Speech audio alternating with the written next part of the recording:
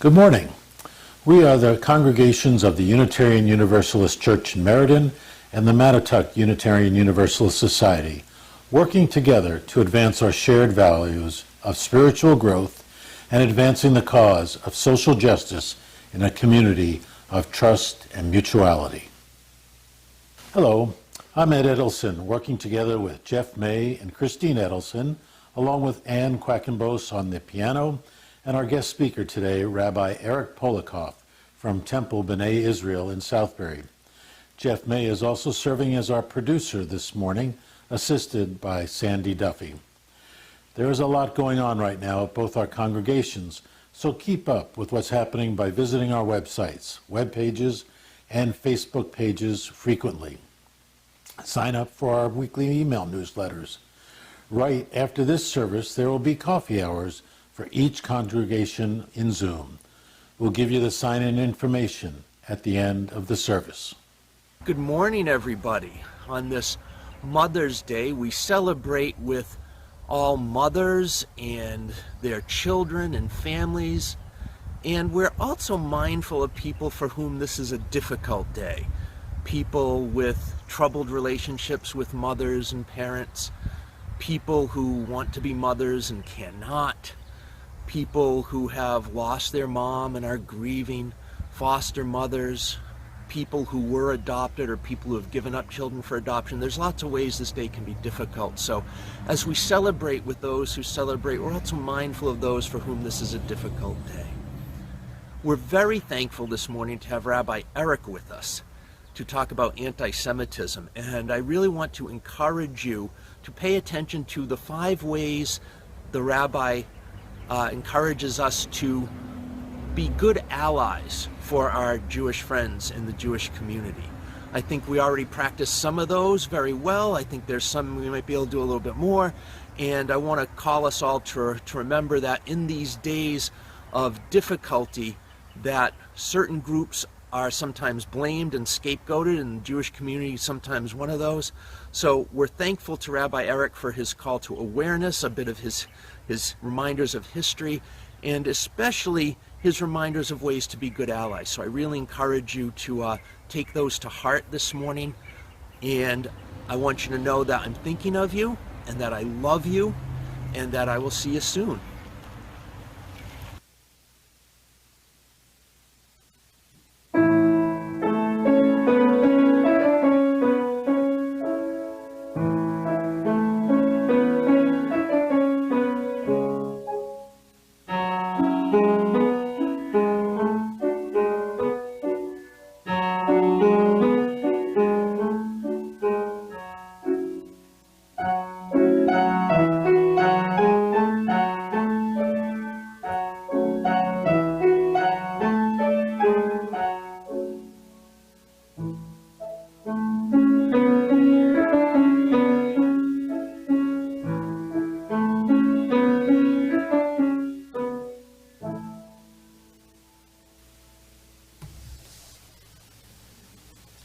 We begin our service this morning, as we do each Sunday, by lighting the flaming chalice, the symbol of our faith.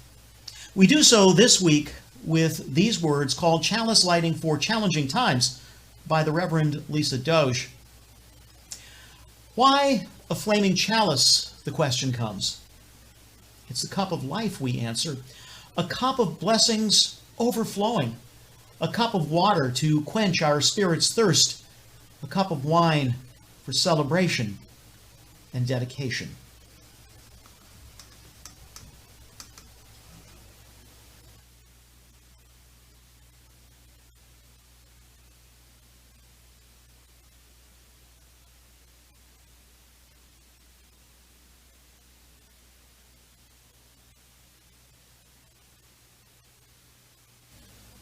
The flame of truth, the fire of purification, oil for anointing, healing.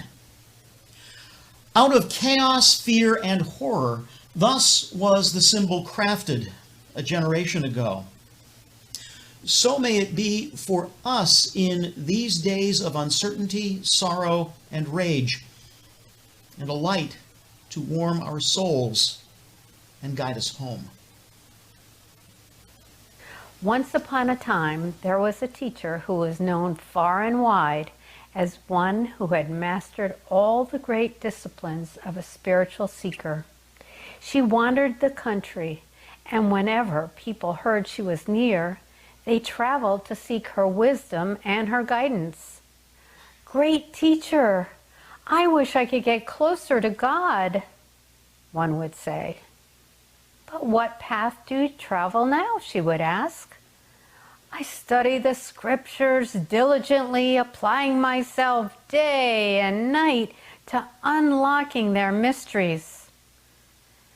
"Then you should put down your books and walk in the woods, thinking nothing but listening deeply." Another one might say, "I do good to every person I meet, doing all that I can to serve their needs."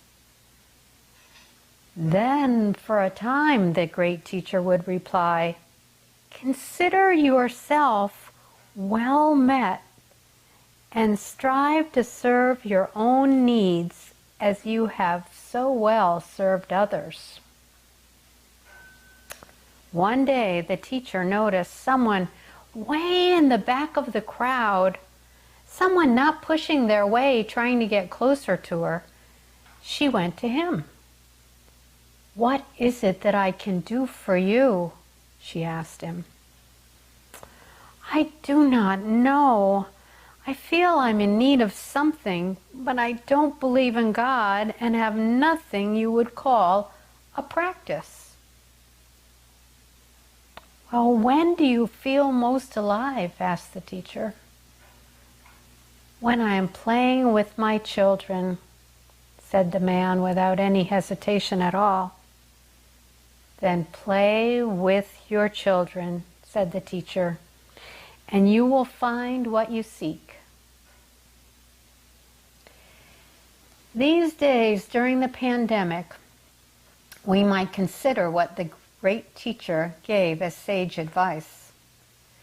Now the days are getting warmer finally, and hopefully less rainy, and we can get outdoors to explore nature, even if it's only right outside our door. The birds are singing while the chipmunks and squirrels vie for the food you might be able to put outside for them. And in the evening, the peepers are calling out to meet their friends. And now, since it is a time that we have to stay away from our friends and neighbors and even some of our family members, we can find new ways to care for ourselves, maybe by doing yoga, meditation, or coloring. Some enjoy listening to music and reading too. The last suggestion is really complicated from the teacher, because some children and adults are either spending way too much time together or can't be together at all. They may be home, but they're not really at home. The kids are at school, but they're at home. And the parents are working, but some of them are at home. It's really confusing. It's hard for nearly everyone, although some adults are still going to work every day, almost like before. Taking care of oneself and each other sounds a lot easier than it is. Just do your best. Try to find time to play, get enough rest, take some deep breaths when you get crabby. And if you're lonely, see if you can call a friend for fun. And then you could tell them a story about something that happened this week. A few moments ago, we lit this chalice as we do every Sunday morning and frequently at the beginning of other gatherings. At first, the chalice was only a symbol used in print and some clothing and things of that nature. But the lighting of a chalice has become a common practice at most Unitarian Universalist congregations today. Its origins are worth noting as they very closely relate to the theme of our service this morning. Jan Hus was a Czech philosopher and theologian who lived at the turn of the 15th century in Prague. He was a reformer who defied many of the teachings of the Catholic Church, and like many in that era who did this, he was found guilty of heresy and burned at the stake after refusing to recant his views. His followers adopted the symbol of a chalice with a flame to represent his courage.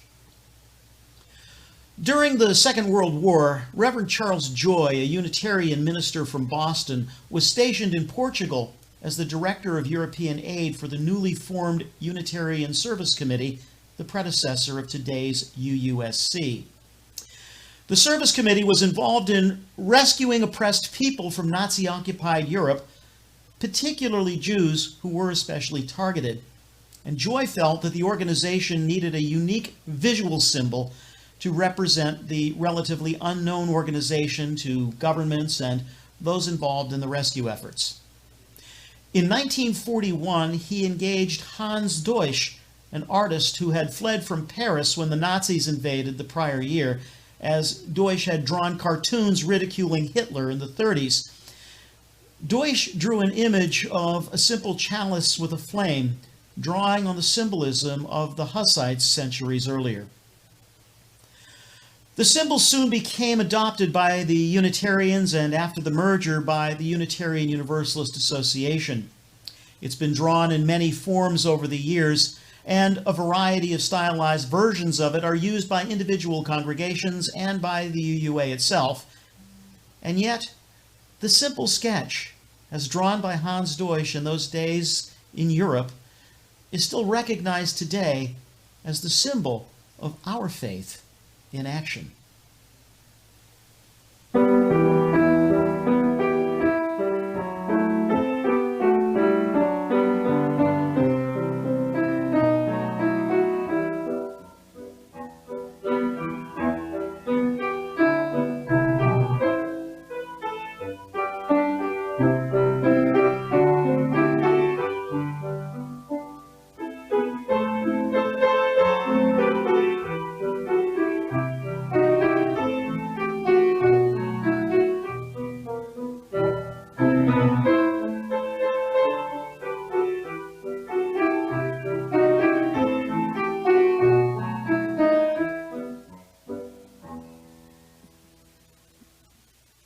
Friends, good morning. I'm now an old hand in the berries. Nearly a quarter of a century ago, I first encountered one of your two institutions, MUSE, the Mattituck Unitarian Universalist Society. Back then, MUSE was a sub-rental, sharing space with my synagogue on South Pomperog Avenue. As the new rabbi, I recall having to tiptoe back to my study while trying not to disturb MUSE's sacred dance sessions being conducted in the sanctuary. Fast forward, I've had the privilege of speaking several times to the congregation and hosting MUSE at our synagogue and sanctuary for one of your major events with Reverend Lloyd. Assuredly, I've been inspired by your leadership on issues of communal social justice, particularly food insecurity, and appreciate your hard work that established SWIM, Southbury Woodbury Interfaith Ministries, and has supported GWIM, Greater Waterbury Interfaith Ministries, and its soup kitchen and feeding programs. Your advocacy continues to distinguish itself, and full disclosure, two of your advocates, Ed and Christine Edelson, are longtime personal friends. Ed and I collaborate in many venues, including in an upcoming program on Southbury's overcoming the German-American Bund in 1937.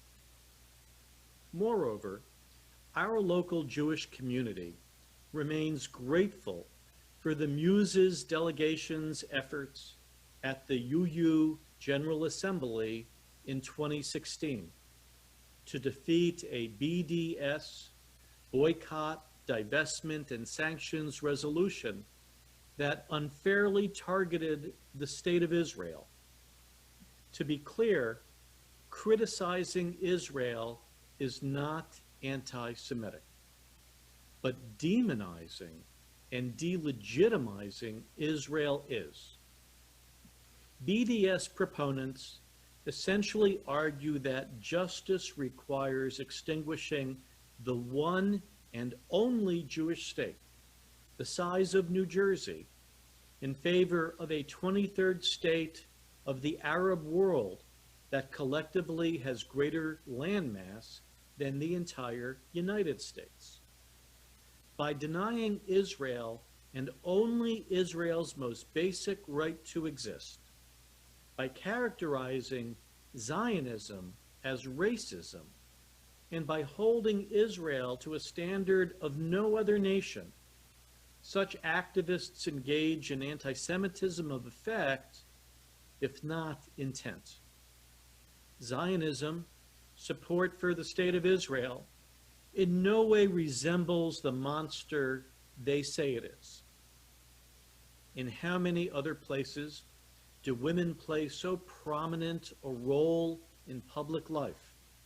Or does the LGBTQ community or other minority communities, including Israeli Arabs, live openly with equal rights? It's also disingenuous to speak blithely of a binational Israel-Palestine that will somehow combine two warring peoples and rival systems, while dismissing the genocidal Hamas charter, Hamas being the Islamist organization currently governing Gaza. Disregarding the Holocaust and overlooking the expulsion of Jews from lands after 1948, this is the antithesis of historical justice. Hence, on behalf of Connecticut Jewry, I again thank you, Muse, for your leadership at that convention. In this regard, it's also worth noting that on campuses around this country, as well as in several women's marches and the like, Jews feel they have been informally barred from being active in progressive causes because of their overtly Jewish or pro-Israel activities. That makes your advocacy and prescience all the more critical. Nor am I alone in finding reasons to commend Muse's efforts. Just last week, Abby Peklow, my synagogue's educator, reached out to thank Reverend Tony for his letter in Voices, publicly condemning white nationalism. It's telling that these two topics would be of grave concern. Sadly, some political partisans tend to focus on only one side, but both anti-Semitism of the radical left and the extremist right are a growing phenomenon that needs to be confronted by all of us, lest all suffer. Thus, for my part, however reticent I was near those UU dancers, when it comes to calling out bigotry, including anti-Zionism and anti-Semitism, I'm not going to tiptoe around. What is anti-Semitism? It's hatred or bias against the Jewish people as individuals or as a collective. It's ascribing to Jews extraordinary and inherently malicious, dangerous characteristics. It's condoning the spreading of falsehoods about Jewish people and Judaism, or accepting acts of discrimination or aggression against Jews. While the term itself was coined in the 19th century by anti-Semites themselves to be more scientific and polite than the older Judenhass or hatred of Jews, what the scholars call Judeophobia has been around for millennia, from the time of our people's origins. Sadly, the Bible and later history are replete with examples of what's been a unique prejudice. A motivating characteristic has been intolerance of diversity, as throughout the generations, Jews have constituted a proud, independent, minority alternative. As such, the rationale for anti-Semitism can morph over time, adapting to fit whatever cynical dictators seek to suppress. As the writer Yossi Klein Halevi has argued, Jews become vilified as the symbol of whatever a given society deems its loathsome challenge. Christendom, centered around worship of Jesus, designated Jews as Christ killers. Soviet communists saw Jews as capitalists. Nazis defined Jews as race polluters. And as I discussed, nowadays, Zionists are accused of colonialism and apartheid, while white supremacists return to standby tropes. In all of this, anti-Semites are animated by myths, including delusional conspiracy theories. For example, during the Black Plague, Jews were held responsible for spreading disease by poisoning wells for personal gain. There were many such blood libels, and Jews were massacred, butchered, and burned. Falling back on the familiar, some contemporary anti-Semites are offering new false rumors, accusing Jews or Israel of creating or profiteering from the virus. As of this recording, done in advance of your worship, Jewish governors and Jewish state health directors overseeing rules keeping businesses closed have been specifically targeted with anti-Semitic slurs. Invariably, anti-Semitism projects these types of fantasies onto Jews. The Protocols of the Elders of Zion, an influential 20th century forgery, depicts Jews as all-powerful and poisonous. There's a critical distinction here. This is different from other prejudices. Hitler, in turn, made his Germany about a war against Jewry, targeting Jewry for extinction. Of course, I'm not just here to talk about 20th century history. There's been a dramatic rise in anti-Semitic incidents in recent years. It's an unmistakable trend in the US and around the world.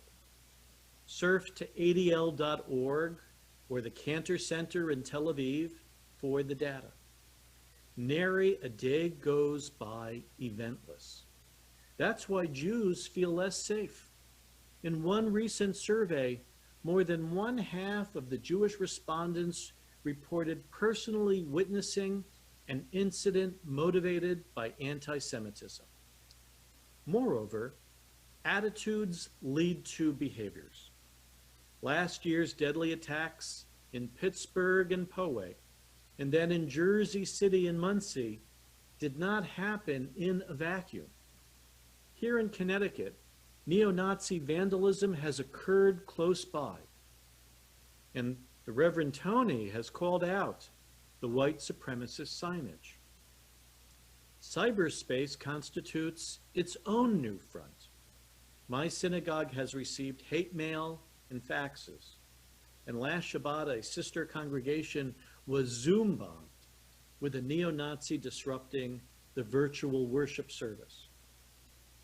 No wonder, I can't help but wonder, will the efforts to stigmatize and blame Jews gain greater traction now? Heightened anti-Semitism has a number of contributing factors. A major one is the negative consequences when our leaders refuse to clearly call out bigotry and intimidation, as happened in Charlottesville. That further empowers the haters. And I caution, this is a problem not only for my community, for what starts with the Jews never ends with the Jews. When Jews are targeted, not only Jews are imperiled. Dr. King put it best. We are caught in an inescapable network of mutuality. Whatever affects one directly affects all indirectly. So what can the membership of Muse and the Unitarian Universalist Church in Meriden do? Let me offer 5 suggestions. 1, promote diversity, the right to be different. Celebrate inclusion. Abhor nativism and racism, which is to say, rededicate yourselves to the values expressed in the UU's 7 principles. 2, debunk conspiracy theories, reject apologists, and recalling your work in 2016, be on guard when Israel's legitimacy is attacked. 3, study and teach the Holocaust to remember where hatred leads. Research indicates that knowledge of the Holocaust is far from deep, especially amongst the young, with only 38% of teens knowing that approximately 6 million Jews perished in the Holocaust. And don't let the Holocaust be trivialized or belittled with imprecise, immoral comparisons, like when social distancing and public safety is likened to Nazism. 4, no one is effective alone. Embrace organized efforts and work within our larger interfaith community.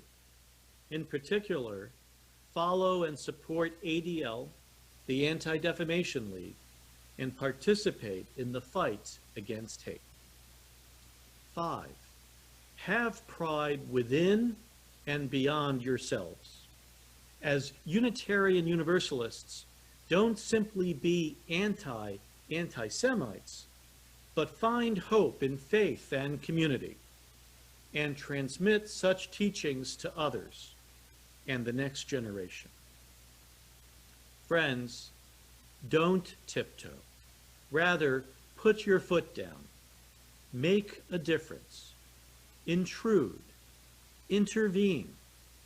For when we promote justice and inclusion, the source of holiness, the author of our souls, blesses the effort, be it here in the Berries, in Meriden, or throughout the world. Ken Yehi Ratzon, be this God's will.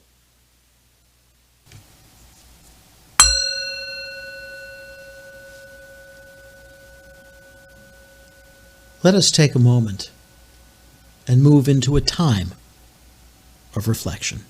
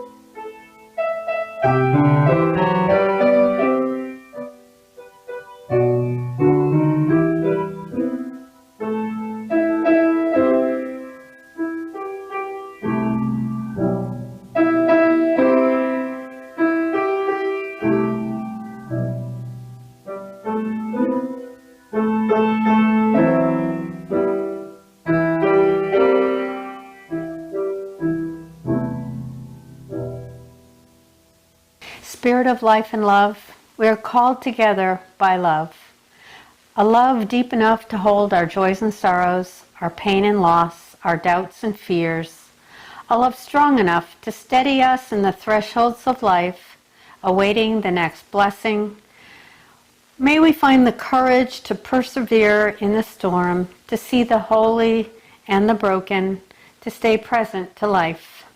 When the pull to disappear takes hold with all its harsh realities, may we conjure up that fierce love to bring our hopeful vision into being, discovering the humanity, bravery, goodness still calling us forth. May we breathe into that story and make it come alive. May we be vessels of comfort and compassion. May we be vessels of peace and justice. May we be vessels of hope and healing. May love prevail. In the name of all that is holy, we pray. Amen.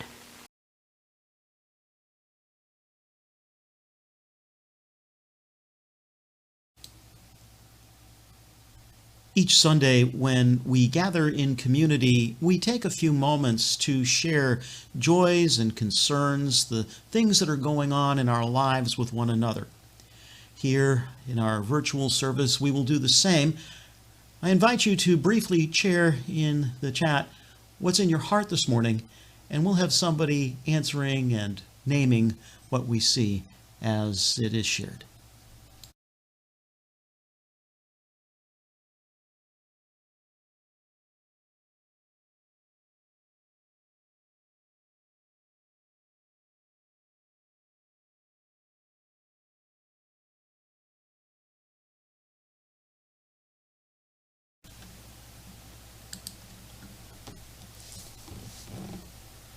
Whether we are together in our meeting houses each Sunday, holding in-person meetings, or as we are now, working physically apart, we are still together and our work continues. I extend to you a virtual offering plate. You may fill that plate online or by mailing your contribution to one of our two congregations, but please do take a moment and help sustain the work of our communities.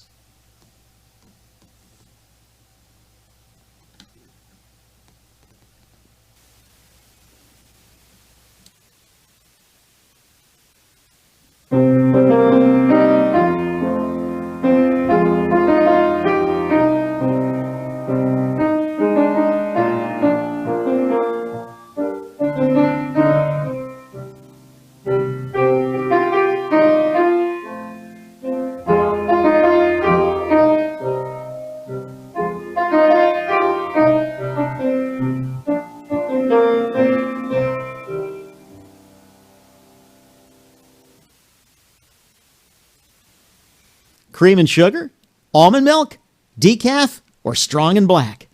Join us for our Zoom coffee hour at one of the Zoom rooms on your screen and in the Facebook chat window. We'll see you there right after the service. When the pull to disappear takes hold with all its harsh realities, may we conjure up that fierce love to bring our hopeful vision into being, discovering the humanity, bravery, goodness still calling us forth. May we breathe into that story and make it come alive. Blessed be. We extinguish our chalice, but we keep the flame with us in our hearts. Continue to be kind, courageous, and compassionate. We will get through this time together. We love you. Go in peace, holy ones.